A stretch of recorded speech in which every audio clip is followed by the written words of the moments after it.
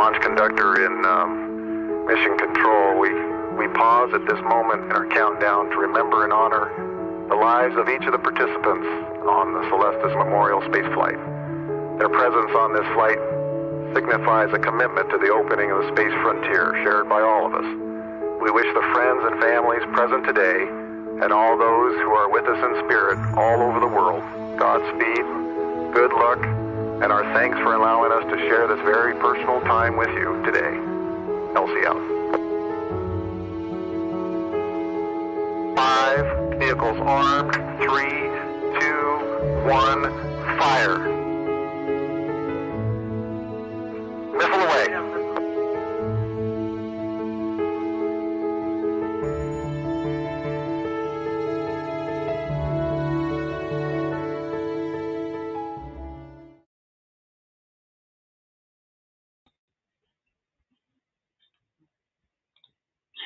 And good evening, everyone.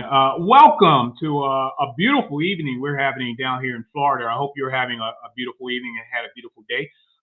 This is another mission update from Celestis Memorial Spaceflight. And each and every month, we try to bring you information on ongoing flights, on past flights, things that are of importance to you as the viewers.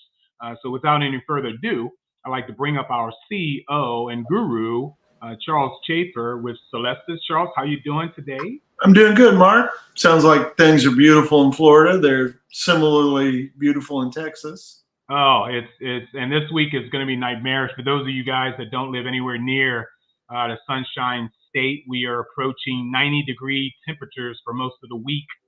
I repeat, 90 temperatures for most of the week. So it's time to go to the beach this weekend. It's kind of a contrast to a few weeks ago when you had the falling ice iguanas. Yeah, you don't want to walk under any trees down in South Florida. You might get a concussion from frozen. Hey, they're edible. They're farmable. So you can take them home and start up. So welcome everyone once again, Celestis. If you have any question, no question is a bad question. Our team here, along with Charles, will answer any questions you may have, all of our upcoming flights that we have for this year and next. So without further ado, I understand, Charles, you have some news for us that you'd like to share. So what's up? Well, we've got 2 specific mission updates.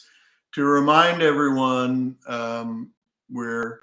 we've entered 2022 with our most ambitious launch schedule really in our 28-year history.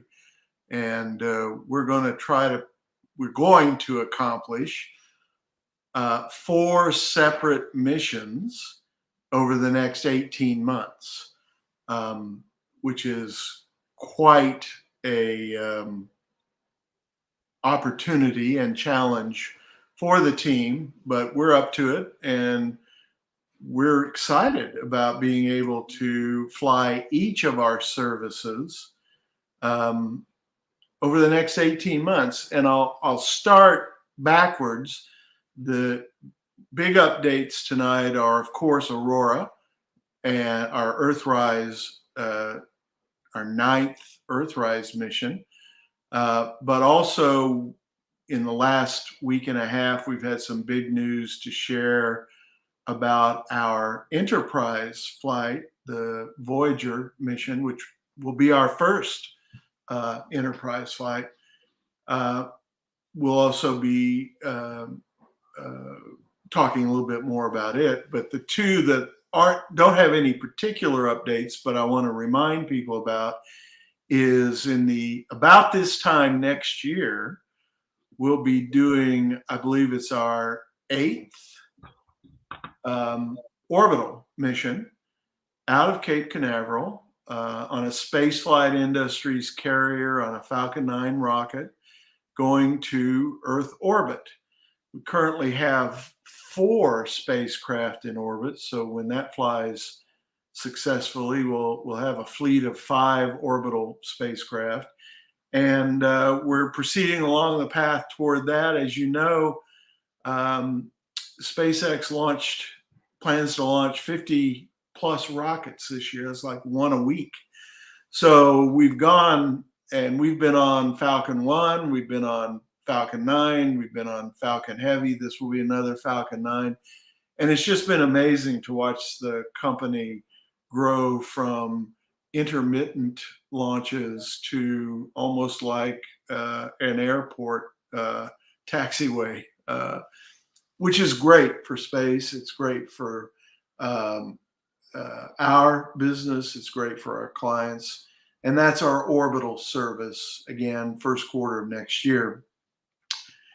What we are calling later this year, and by later, we're really talking about late Q3 or Q4, will be our lunar mission, the Tranquility flight, that will put around 70 folks on the surface of the moon, flying the Astrobotic Peregrine lander.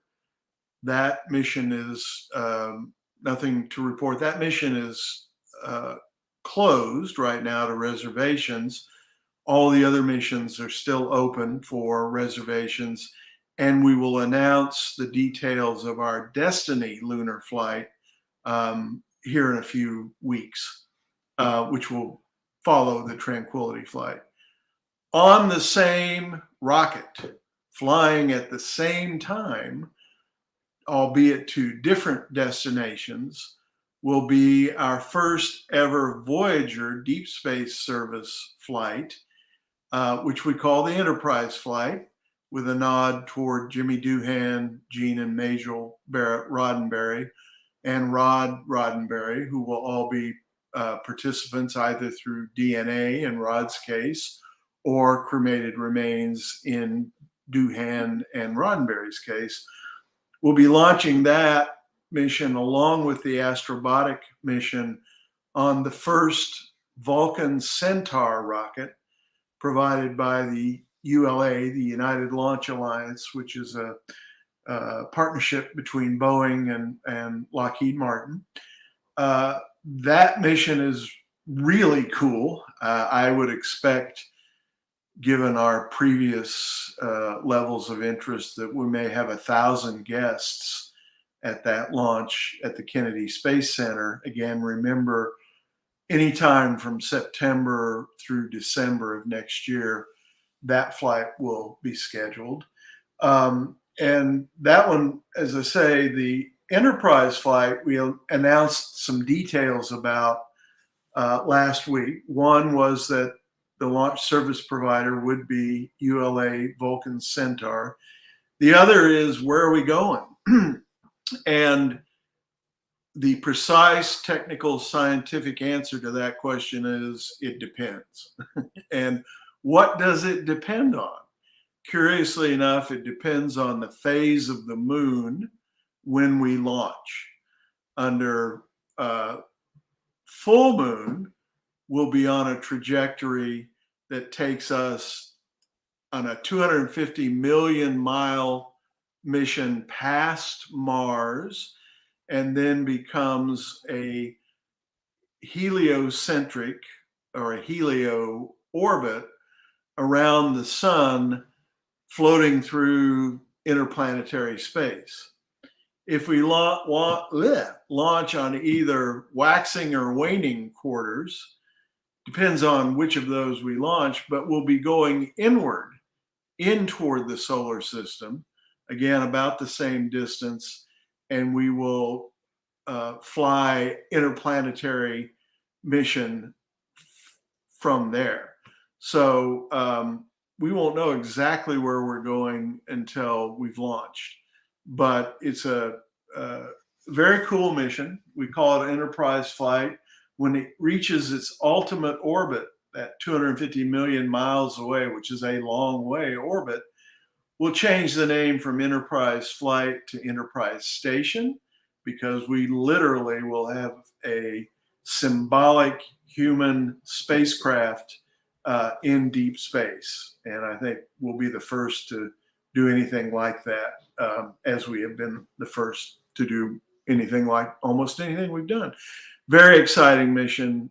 details on that will be forthcoming as we get nearer to the mission. But the fact that it's this year means it will go very, very fast. If you're interested in any of those missions, you can reach us at celestis.com and we'll work with you. The fourth mission, actually the first mission that we'll do in this 18-month period, is called the Aurora Flight. And that's a launch from Spaceport America, which is back open after COVID shutdowns. And knock on wood, of course, all these missions are COVID dependent in terms of our ability to support mission activities at the launch site. But the Aurora Flight is currently scheduled for April 13th of this year until last week. And last week we were called by Up Aerospace and told that NASA, who owns the flight, has elected to exercise their option to set the launch no earlier than August of this year. So we're looking at about a 4-month shift in the Aurora Flight.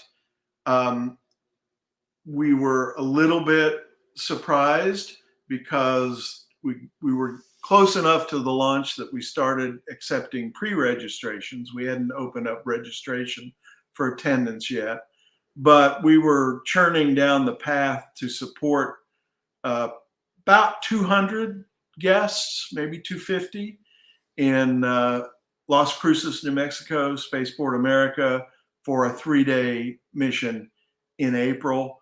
We're now recycling that whole effort to support it when the launch actually occurs. Couple of things I want to say about that is why someone might ask, well, why do we have to wait? Why can't you guys just set a launch date and go? And I think most everyone who contracts with us understands the answer to that, but I'm happy to provide it for anyone interested. Spaceflight is still rare and expensive on this planet compared to any other form of transportation. And what makes it possible for us to offer our services at affordable prices that start at about 1/4 of the average cost of a funeral and go to about a little bit more than the average cost of a funeral, is that launch companies take on what are called secondary payloads. And by that, they mean we'll put you on a space available basis in cargo for our flight. And in exchange for us being able to sell you just a very small portion of the mission, you have to know that you don't control the mission, you don't control the launch date, and you don't control the direction or trajectory of the mission. You're literally along for the ride. Used to call these things hitchhiker payloads. They got a little bit more professional and started calling them secondary payloads. And that on all of the missions we do, we have that status. And it works quite well for us. We've done 17 missions since we started. We've never not done a mission.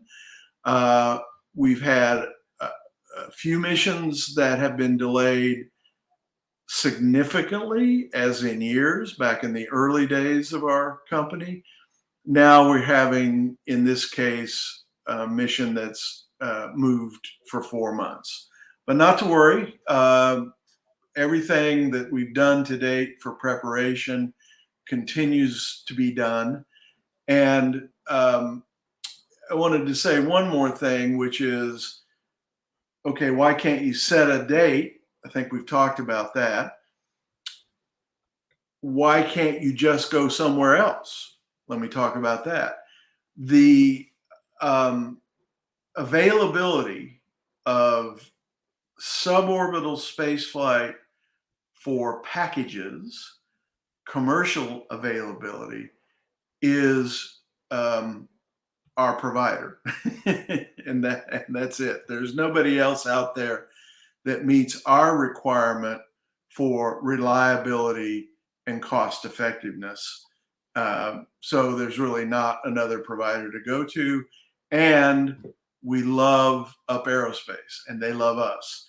They invite you literally to come to right up to the launch pad and view the rocket and have a personal briefing by the founder of the company.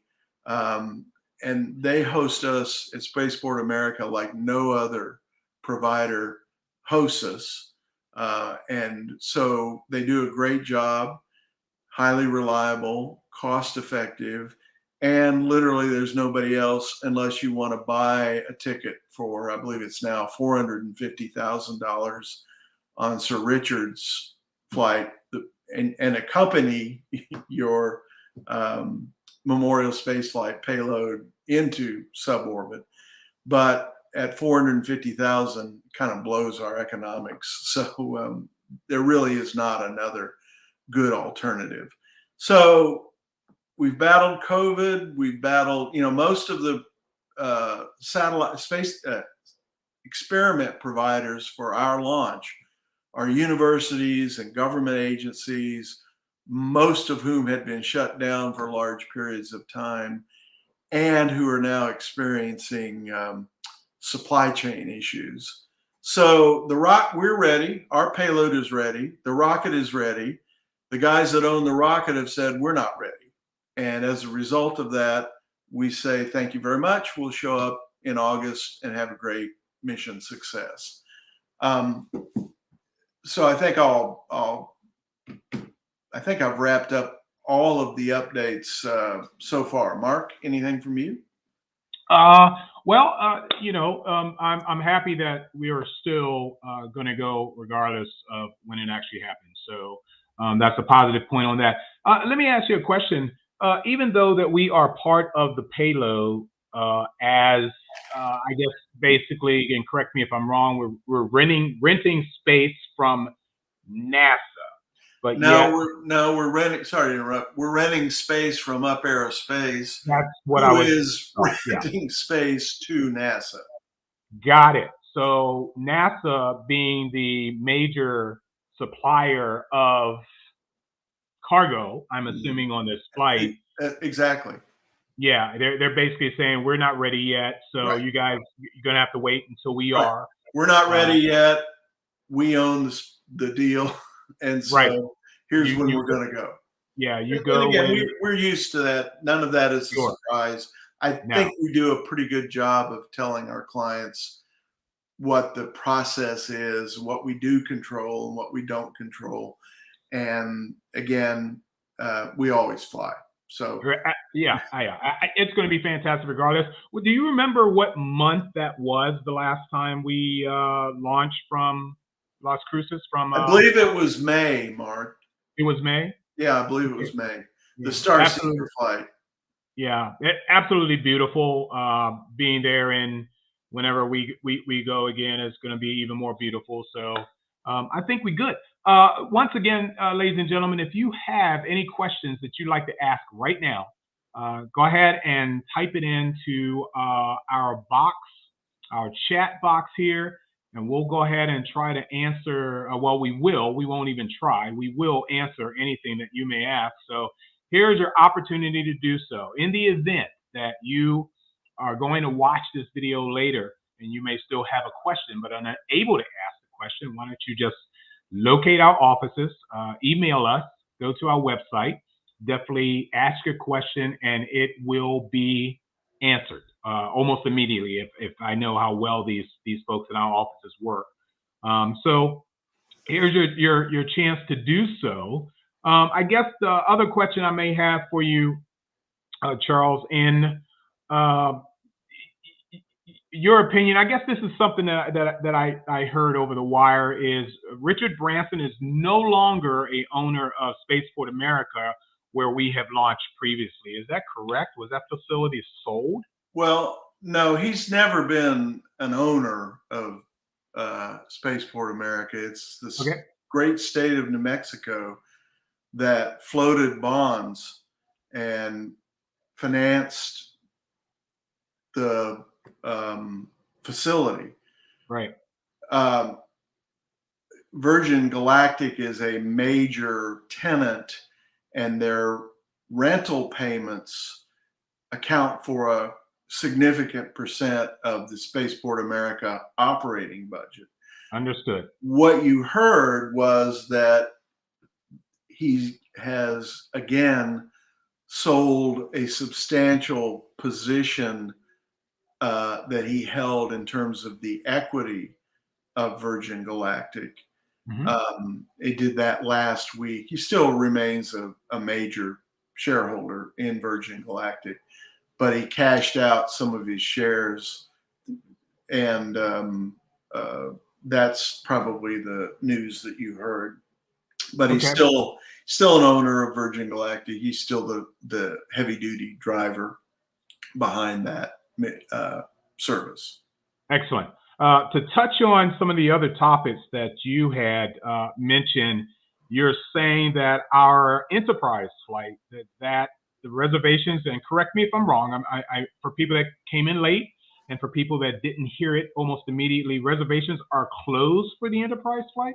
No. Okay. Only closed for Tranquility. Got it. Okay. Reservations are closed for the Tranquility flight. Right. Okay. Excellent. That's why I can say how many people will put on the surface of the moon. Aha. Gotcha. Okay. And the name for the Enterprise flight is no longer Enterprise Flight. Has it been revised, shall I say? No. Okay. I guess I wasn't clear. It'll be Enterprise Flight until it reaches its final destination, 250 million miles out. Okay. At that point, it starts orbiting the sun, and we'll rename it Enterprise Station. Excellent. Thank you for clarifying, and that's fantastic news to know that there will be it reminds me so much of, I guess, Air Force One, the movie with Harrison Ford. Mm-hmm. When the plane went down, that was Air Force One, but once Harrison Ford, and President, whatever he was called, was transferred to a was it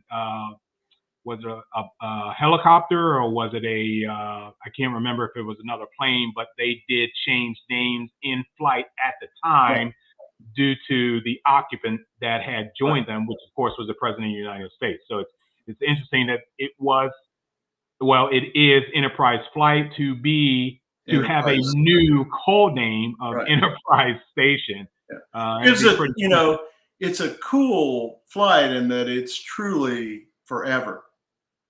Yeah. And it just gives it, everybody wants their own space station. I guess we'll have ours, right? Yeah, and that's going to be absolutely phenomenal when in fact we know when the name change has been made, that exact moment when Enterprise Station will be called.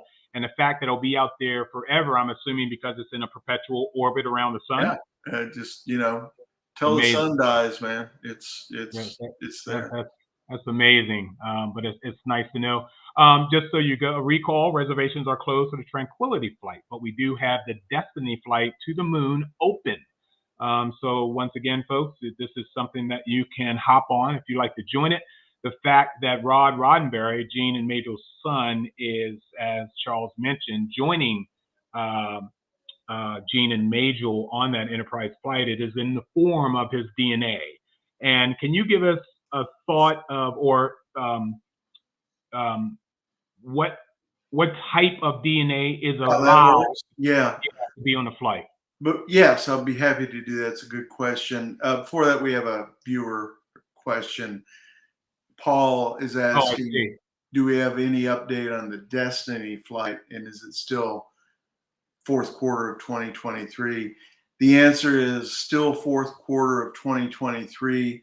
We're waiting, as I said, a little bit to announce the details on the Destiny flight. What's cool about the Luna missions is, thanks to NASA's, they call it CLPS, CLPS, Commercial Lunar Payload Services Program.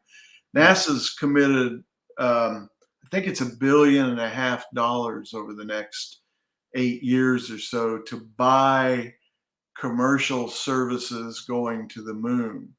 So that's created a lot of companies that are scheduling lunar flights. So where we had our first lunar flight in 1999, we had to wait till this year to do our second flight because people weren't going to the moon. Mm. About a year ago, NASA announced CLIPS, and now we have a large variety of potential ways to get to the moon and to do it quite often. So that's been a real driver of interest in lunar services. So, yeah, Q4 2023 is our target for what will be our third ever lunar mission. Wow. Which Incredible. is pretty cool also. It is And cool. It's you know awesome. what's cool about the lunar mission is that you can go out any night, you see the moon, and you can see where your loved one is permanently interred on the surface of the moon. You can't see it with your eyeball, but Right. you can see the region. And I suspect by the time, shortly at some point, there'll be enough high-res cameras going around the moon that we'll probably be able to image the lander and show it to folks on the ground, which is also, Wow. I think, very cool. Wow. Let's talk DNA. It's a good Yes, place. DNA. In the early days of so why would people send their DNA to space in the first place? What's up with that? And there's several reasons. I think most people don't realize that a little bit of DNA has been flying on missions for a long time, sort of inadvertently. But there was one mission where the son of the Skylab astronaut, who was big in game shows, his name escapes me for the moment, always does, flew on a Russian rocket to the space station, and he took with him what he called the Infinity Drive, which was the DNA of people like, at the time, Lance Armstrong, other celebrities as well as himself, as a way of symbolically traveling in space. So, by the founder of the company, one motivation for flying your DNA is what I just called symbolic travel through space.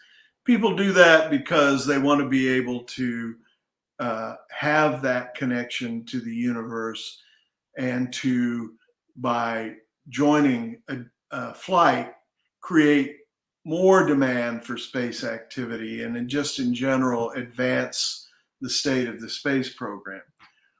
People also do it and because it's a great way to honor a loved one who has not chosen cremation as final disposition.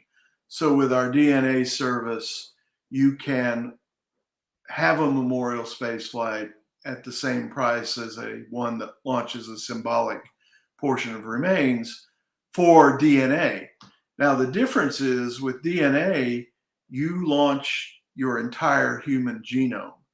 With our cremated remains service, we fly only a symbolic portion of your remains. So in point of fact, the whole you is going onto space. I think another reason people do it is long-term off-planet time capsule storage of humanity. And again, when you think about people that think about space and space travel, a lot of the motivations they have, I know it's one of mine, is to help humans become a multi-planetary species. So this is what we can do today, is we can send pods, if you will, full of DNA that we protect from radiation by using titanium capsules made out of the same titanium that NASA uses to protect their spacecraft. We're able to give you a long-term off-planet time capsule storage of you. And you can speculate then, well, what if it's found, you know, and then we get into arguments about levels of alien technology. But I think it's more that symbolic, humans off the planet, and I've gone to the moon as well.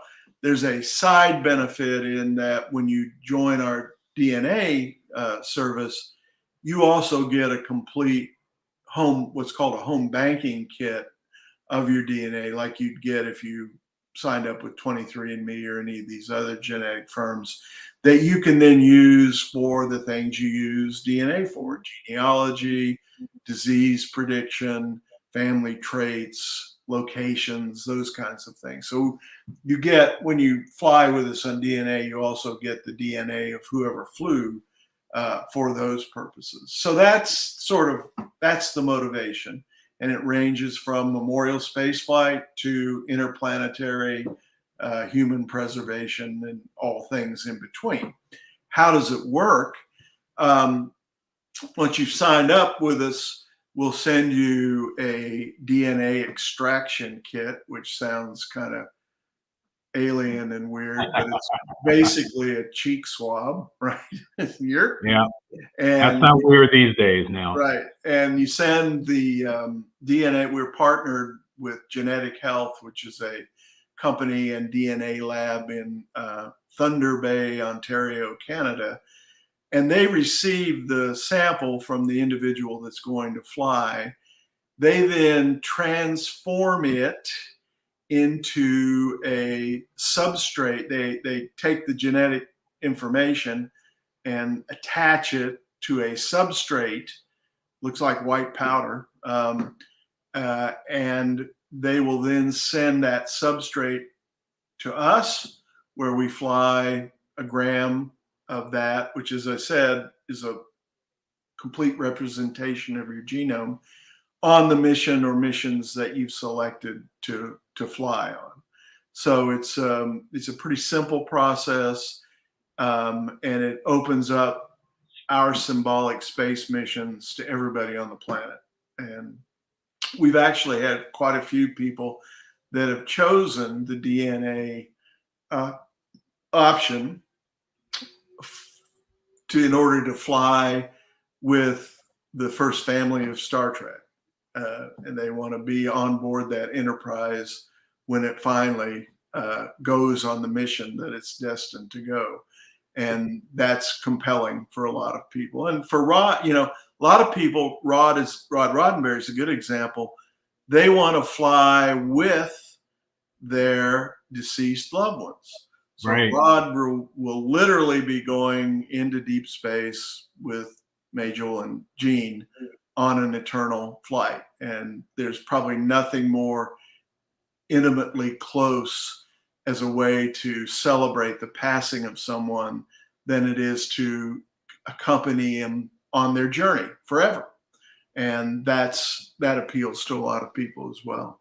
Yeah, I'm hoping to become a part of that flight as well. Yeah. I've known the whole family, Rod, Jean, and Majel. I've known them. Had the pleasure of experiencing time with them when they were alive, and it's probably the best way that I could give my heartfelt thanks to them for all the joy that they've given me in the past by literally joining them on this flight. So I'm hoping to be a part of that as well. Well, as you know, this mission represents the fulfillment of a promise I made to Majel in 1997 when she agreed to allow us to fly Jean on our very first Celestis flight, the founder's flight. She said, I asked her if she'd let us do that, and she said, thought about it, and said, this is cool. And she got some recommendations from people that it was real and all that stuff. Back when we were first starting it, you couldn't point to 17 missions, but I Yeah, met yeah. her. I met her a couple of times. Once at Vandenberg Air Force Base in California, when we were getting ready to send our rocket and payload over to Spain to launch. And she said, Charlie, I want you to make me a promise. I'm happy to have provided my husband's remains for your first mission. I understand how important he was and is to the community that you're serving. But I'd like you to promise me that when the time comes, you will fly Gene and I together on a deep space forever mission. Wow. And of course I said, yes, yeah, I'll do it. Having Yeah. no idea Yes. how I would do it, but I knew I would do it. Yeah. And we've had a couple of attempts over 27 years to get that done. But Rod has been extremely patient and supportive along the way. And now we're going to do it. I'm going to get that IOU off of my checklist. Yeah. And they're going to have, really, it's just so compelling that they're flying together and that Jimmy Doohan is joining them on the mission. Yeah. So Yeah. we're excited about that. And we think that it's, we often tend to focus on the famous folks we fly, and we fly a lot of famous folks. Yes. But as you and I know, Mark, you've been to enough of our missions. You know that everybody is a story. Well, I'm glad you said that. And Thank you. everybody has got why they're here. And Right. it's almost always so compelling, they could be the main story of the mission. Yes, I agree. The breadth and global reach of the clients that we serve, it's a really special group. And now that we've been able to add the DNA component, it's just getting more special. For example, I don't think it's been widely reported, but a lot of people don't remember we're actually flying Arthur C. Clarke's DNA to the moon on our Tranquility flight. Now, Arthur Clarke is very much among the primary reasons why I and many other people are in their space jobs today.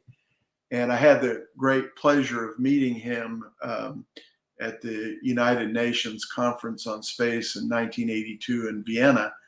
And he told a great story about my then boss, Deke Slayton, which I will share at some point with the group. But, there's another pretty well-known person, at least in the worlds that you and I inhabit, who will be on this same launch later this year. And we're very excited about that mission as well. But as I said, oh, by the way, Philip Chapman, the Apollo astronaut who never got to fly, we'll be giving him his first ever flight into space on the Aurora Flight.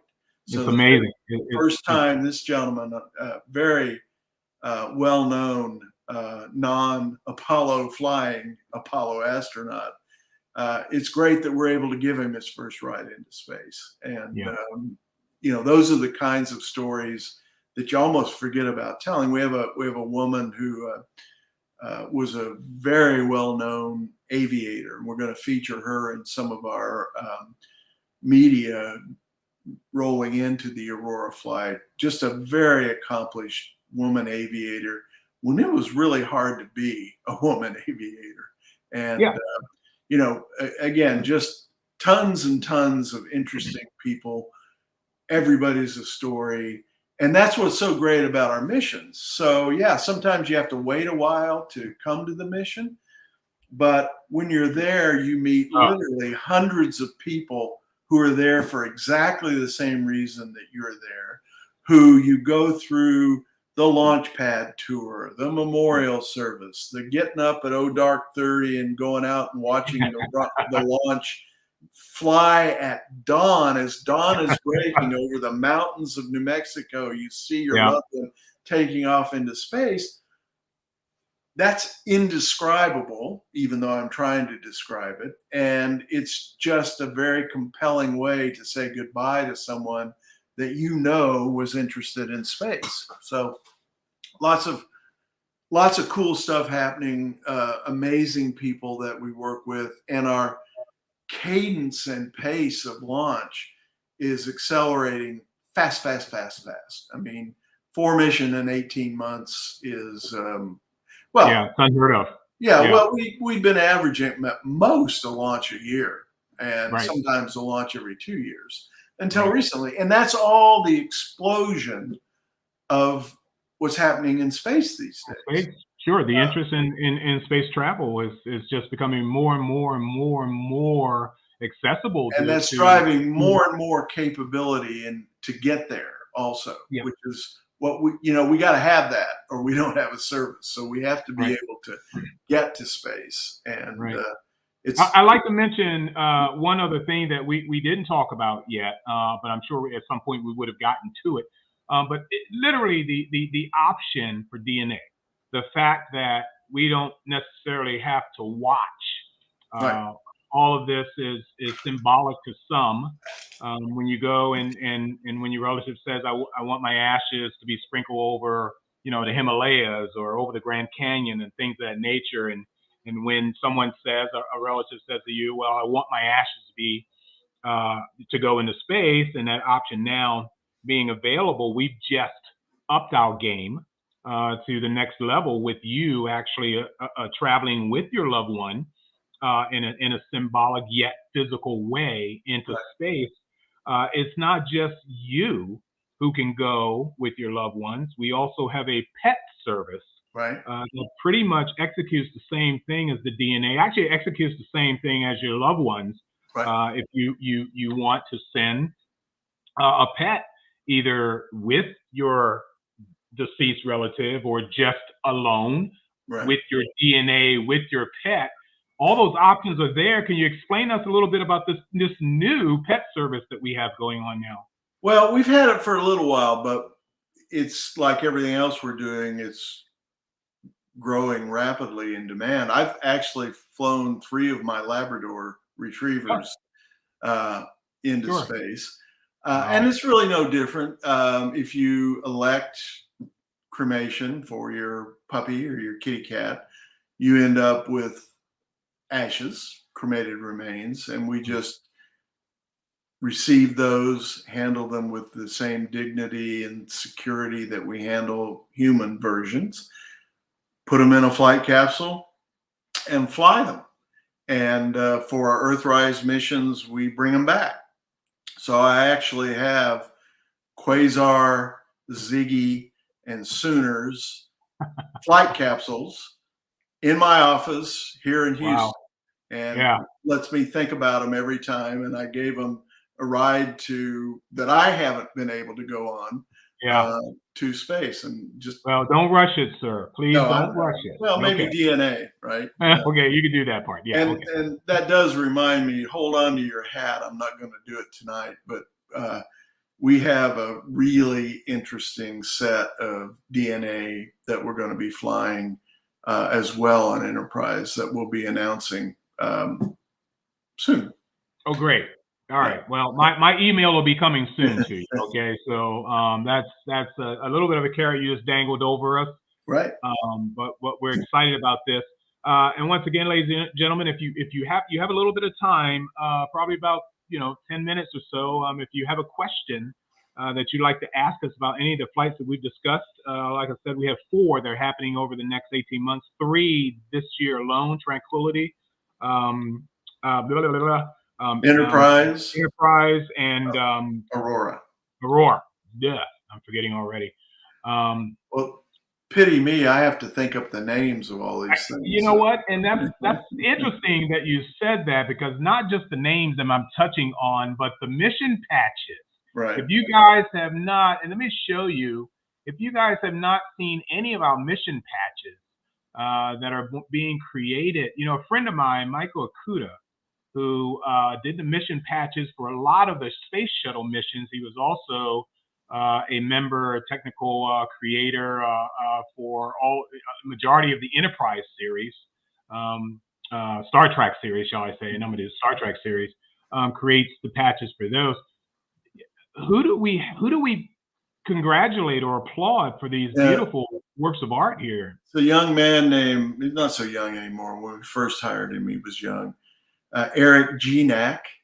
And Eric has similarly done patches for space shuttle missions. He did the Nicole Stott mission to ISS, among others. Eric is a major illustrator. He has I believe they call him graphic novel of all of Heinlein's works that comes in a box gift set, and people just salivate over at sci-fi conventions and what have you. Wow. So Eric's a very talented artist, and you'll see running through the patches the symbol for astronauts, which is the star on top of there. You see right in the middle, you see looks like a line going up through Luna that ends at star. Yeah. Go to the Aurora Flight one if you want to. You'll see the same. There you see the same, kind of the same design. That's a takeoff on the astronaut symbol. That I'm counting 8. I'm counting 8 stars, not to mention the main one at the top. But is there any semblance to those stars? Usually, and I'm going to tell people to go read the website where I've written about the meaning of each patch. So yes. Excellent. Okay, 1, 2, 3, 4, 5, 6, and 7 being the included in the big one there. That's very interesting. Yeah, I'm gonna have to read that myself. I'm ashamed that I don't know. Right. I'm always learning something new with Celestis, so just add it to the list. We're content machines here, you know. Absolute content machines here. Once again, guys, if you have any comments that you'd like to ask about any of the flights, about Celestis themselves, the DNA service, the PET service, please do so now. If not, you can do it any other time after this broadcast. You can re-watch this broadcast on Celestis YouTube channel. Make sure you pick that up. If there's anything that you or relative did not hear, go back to our YouTube and pick up on it. Yes, Charles. Well, I'd like to emphasize how we communicate with our family members who are waiting for news about the launch. Sure. Any of our launches, this is what we do. So the first time we have knowledge of either a first-time launch date or new launch date, the first thing we always do is update Celestis.com launch schedule. That's the place to go if you're just on your own and you want the latest information. But so now we're in the process of letting our Aurora families know about the change in plans. First thing we do is we send them an email. Today it goes to what's called the primary contact. And that means on each contract, somebody is designated as the primary contact, and they're the people that we communicate with. And so they receive the email, forward it to anybody that's interested. So we do the primary contact email. Then we wait a day and see who didn't open it. We resend it to those who didn't open it. We wait another couple days, see who didn't open those. So send again to those who didn't open that one. And then being thorough and knowing how important it is to actually reach people, for anyone that hasn't opened in 3 tries, we then call them. And we either speak directly with them or we leave a voicemail requesting that they come back. We also publish the information on our social media platforms, which are Facebook, Instagram, and Twitter. We publish them in our monthly newsletter, and we will continue to do that and even accelerate the communication as we get closer to the launch. And generally speaking, unless you have literally experienced the rapture or left the planet due to alien abduction, or if for some reason we just can't find you, that is very rare. We're very diligent, but it's also on the primary contacts to make sure we have their current contact information, and we make that clear in the process. So we have a very extensive notification process on how we let people know. So today, before this discussion, we told everyone, here's the latest news, and we'll keep doing that throughout, even having efforts like this. So this has been different than our previous Facebook Live events. No guests. We promoted it mainly to the people that are on the mission, because this is meant as a communication process, because we're getting near flight. And as you get near flight, people have to, where's our headquarters hotel? Well, we had that set up. It may change. Where's the memorial service? We had rented the Las Cruces Convention Center.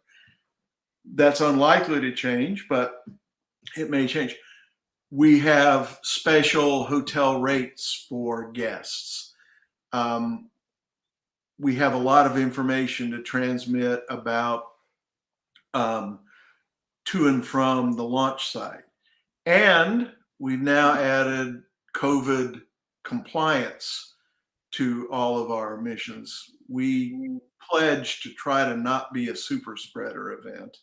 And so we've announced that for all of our missions, we're following the CDC guidelines on masking and the New Mexico state guidelines on masking. New Mexico is still, I believe, still has an indoor mask mandate, but most of our, and so we'll observe that for our memorial service if it's in place. We also are asking all of our guests for Aurora to either bring their vaccination evidence or bring us a negative test. I believe it's 72 hours before you arrive. We'll also probably have, depending on where COVID is now in August, we may have the dreaded temperature at the entry thing. So we're responsible without trying to be overly crazy, but a lot of our guests fall into that 65 and up age.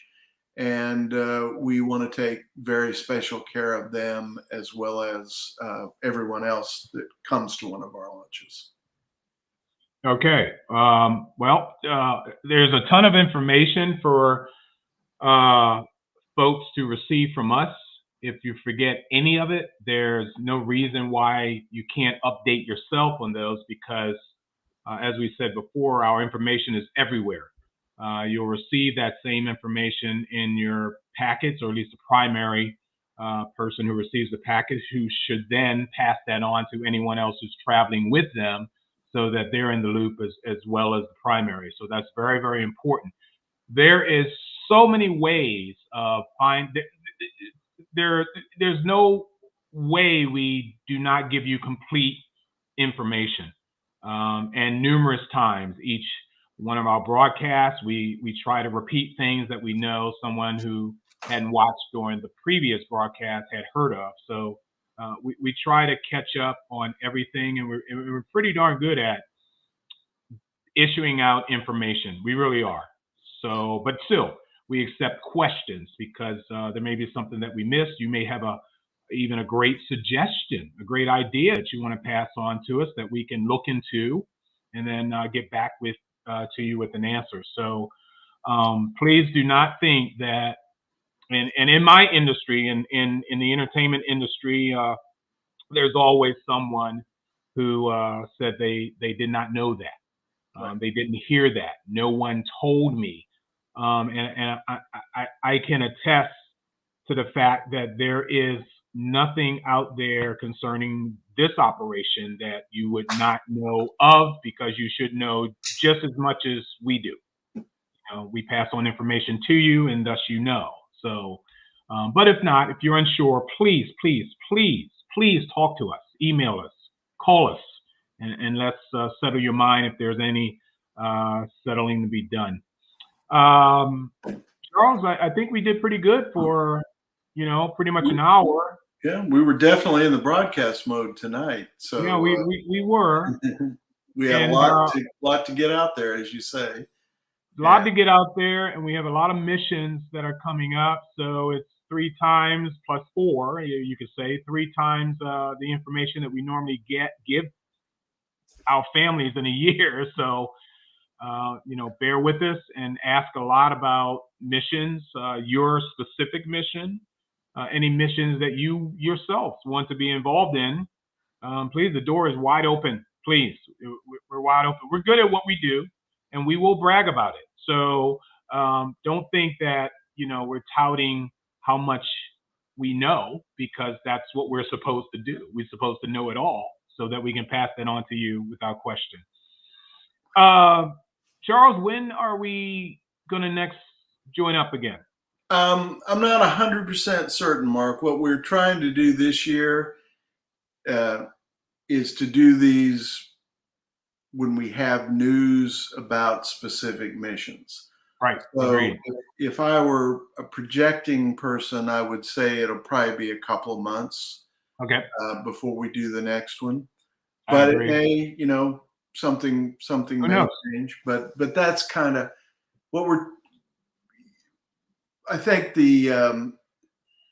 this particular platform is really good for communicating with our families about missions, and I agree. we want to maximize its use that way. And we'll get back to the guests and fun, but we're definitely focused on performance for the next 18 months, and which is good. It's the kind of challenge that we like to have. As I said before, this is our 28th year of existence. It's our 18th, 19th, 20th, and 21st missions coming up. Wow. Amazing. We have put more people in space symbolically than all of the countries of the world combined have put astronauts in space. We're way far ahead, flying literally thousands of people into space. And it's just a cool way to say goodbye, I think. I cannot overemphasize that.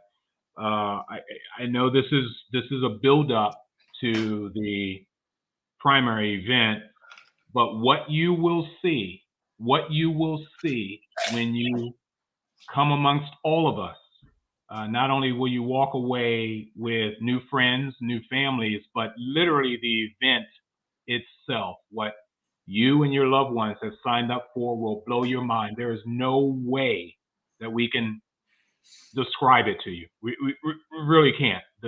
You will be blown away. So bear with it all. You're going to be blown away. And with that, any ending remarks there, Charlie? Or no, I thank everybody for tuning in. I think most people end up tuning in to the show after we've done the live show. And so I want to say, for all of you seeing us on YouTube in an hour to a day, thanks. Appreciate your continuing interest in Celestis. We're very honored that so many people choose us, place their trust in us to navigate them and their loved ones into a real space mission. And part of that honor is because we know that how precious your payload, your loved one was to you. And if I say anything to my team regularly, it's just that this is not like handling a multispectral image or device that's going into space, which is a cool thing to be doing. Yeah. But we're creating a legacy of love and fulfillment, and we take that responsibility seriously. We will always be transparent. You will know everything we know about the mission. And as I said, we always fly. So we're looking forward to doing these next 4. Good night, everyone. Take care, Marc. This is the launch conductor in mission control. We pause at this moment in our countdown to remember and honor the lives of each of the participants on the Celestis Memorial spaceflight. Their presence on this flight signifies a commitment to the opening of the space frontier shared by all of us. We wish the friends and families present today and all those who are with us in spirit all over the world Godspeed, good luck, and our thanks for allowing us to share this very personal time with you today. Elsie out. 5, vehicles armed, 3, 2, 1, fire.